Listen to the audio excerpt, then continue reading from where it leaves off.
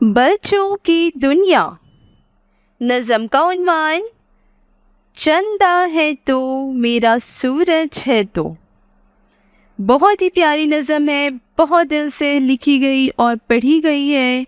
बहुत गौर से सुनिएगा और इन्जॉय कीजिएगा। इस नज़म में एक माँ अपने बच्चे से अपनी इजहार ममता करती है।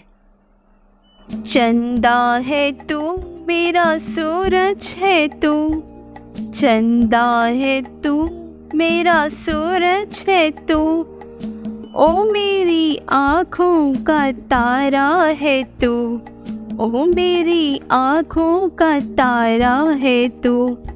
जीती हूँ मैं बस तुझे देख कर, जीती हूँ मैं बस तुझे देख कर, इस टूटे दिल का सहारा है तू, इस टूटे दिल का सहारा है तू।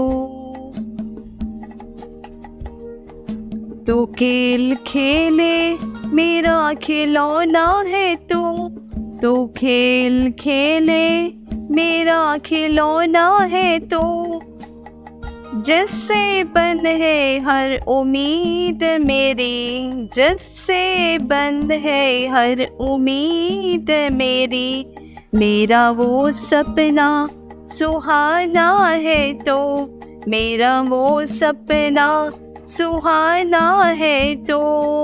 नन्हा सा है कितना सुंदर है तो, नन्हा सा है कितना सुंदर है तो, छोटा सा है कितना प्यारा है तो, चंदा है तो मेरा सूरज है तो, चंदा है तो मेरा सूरज है तो।